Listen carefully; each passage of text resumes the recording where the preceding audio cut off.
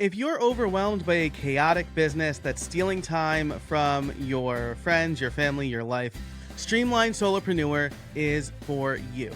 Hey everybody, my name's Joe Casabona and I've been there. And on this show, I will show you how to build space in your business by taking control of your tech stack so you can escape the hustle. I have a confession to make. I'm getting a little tired of the conversations around Taylor Swift, particularly around Taylor Swift going on the New Heights podcast. And not because it's bad content. It's very good content.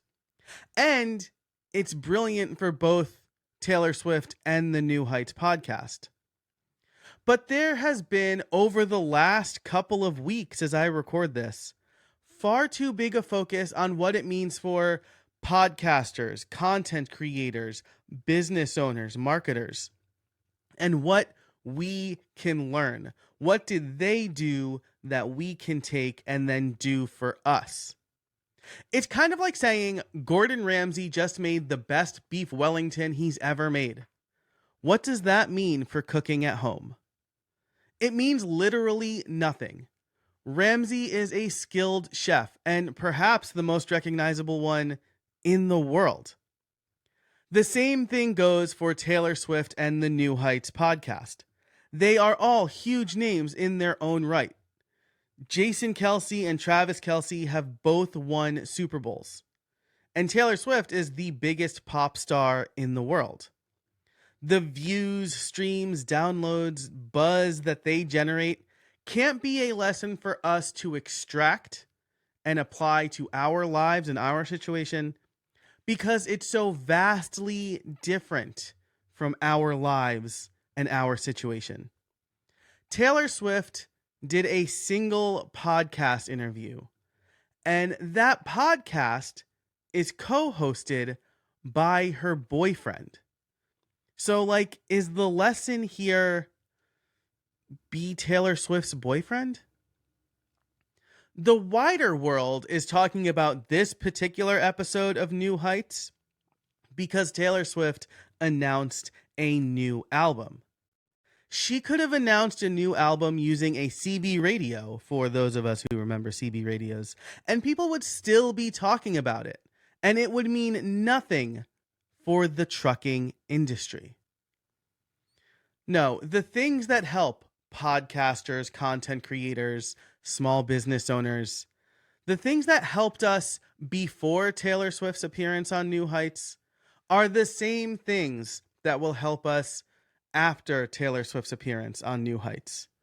We need to know our audience, which Taylor Swift and the Kelceys know very well.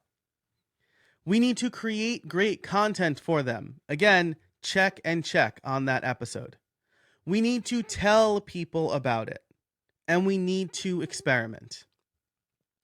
I suspect many of us already know that this is the answer, but in our constant pursuit to find shortcuts and apply something that makes sense to us to our business without having to take too much risk, I think we were hoping for just an amazing strategy that definitely works. This is why Alex Hormozi makes so much money, right? He is promising that you are going to make 9 figures. Except what very few people talk about is how aggressive and disrespectful he is in trying to make those sales. They want the promise and the glory without the work. The real problem isn't that we don't know what makes good content. It's that we don't have the time to spend on what it takes to create it. So what do? We fill in the gaps. GAPS is my framework for building more space in your business. It stands for gear, automations, playbooks, and support. You need to make your life as easy as possible when it comes to creating content or just running your business in general. That means you don't want to spend your time fighting gear or setups, doing everything manually, reinventing the wheel, or doing everything yourself. By filling in the gaps, you can focus on what really matters, defining your audience as clearly as possible, making sure your content serves them as best as possible, building space into your schedule to not just create the content, but promote it, or not just create the product, but market it. And then once you're doing those things, you can experiment because you're actually putting content or products or things or services in front of people and you're getting feedback. And so that allows you to try things. So what does filling in the gaps look like? Well, you get a good mic and an easy to use camera so you don't have to worry about quality. One of the reasons that I have the setup that I have is because I don't want to have to stop recording when my kids are playing upstairs or when my dog is barking. So I got the gear that means I won't have to stop and start and extra edits and reshoot things. It means that you use tools like Ecamm Live and Tela to make creating and editing videos easier. I'm recording this with the Ecamm Live virtual camera so I can easily switch scenes and add overlays, and then I'm recording it in Riverside, and they do editing by transcript.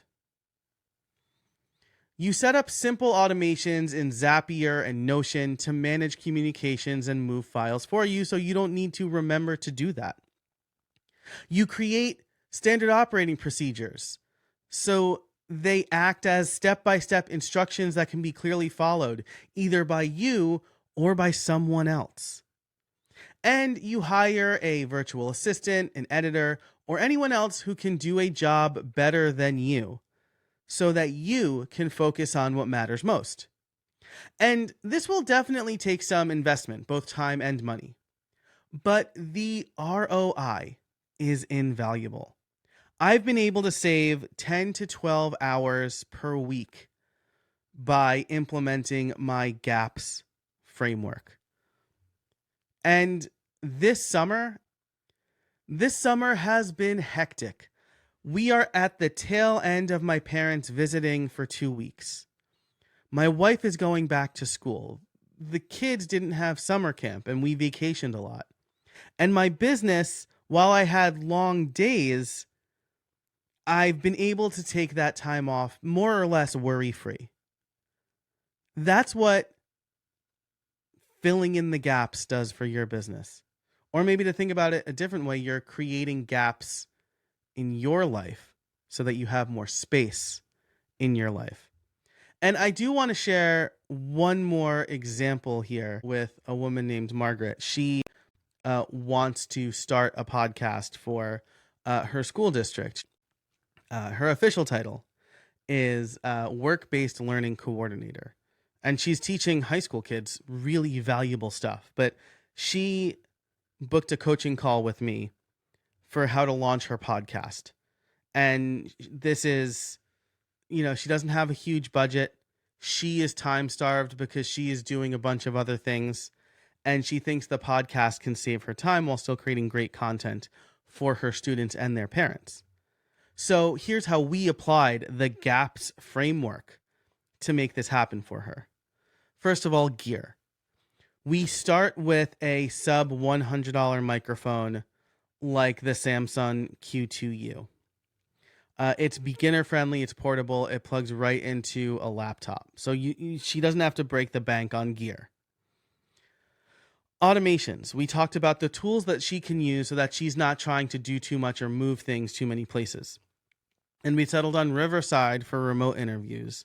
But also Riverside has editing right in the platform. So she can also, like I'm doing right now, record solo episodes in Riverside and then edit them and publish them. And for publishing, I recommended RSS.com. And full disclosure here, I am an RSS.com evangelist and I create content for them and I'm on their payroll. But they also have an educator's discount and they have everything that she needs to make sure her podcast gets everywhere it needs to be, wherever students prefer to listen, wherever parents prefer to listen. And there are a whole bunch of other tools built into the platform, like automatic transcription associated, or our PodViz technology that will send a more engaging video to YouTube because she doesn't want to do video at first. So that's gear and automations. Playbooks, we walked through her basic workflow right on the call. A clear path from record to publish so that she doesn't have to figure it all out on her own. And then I gave her the documentation and the recording so that she has it for her. And support. In this case, Margaret might not be able to just hire on her own, but she has access to students to whom she can give these work-based learning experiences. And so we talked about how she might be able to delegate editing, graphics creation, even bring students on as co-hosts so that she has the support that she needs to make this happen. And now she's launching. She's getting things ready, and she's confident that she's going to be able to do this without dramatically adding more work to her plate. Ideally, this is actually going to take stuff off of her plate. So that's it. That's the GAPS framework. It's gear, automation, playbooks, and support. If you want to learn how you can fill in the gaps of your business, let me know. You can go to streamlined.fm/overwhelm. There you'll take a simple 6-question quiz, and then you'll get a personalized plan based on your answers. Thanks so much for listening to this episode of The Streamlined Solopreneur. I hope you enjoyed it. And until next time, I hope you find some space in your week.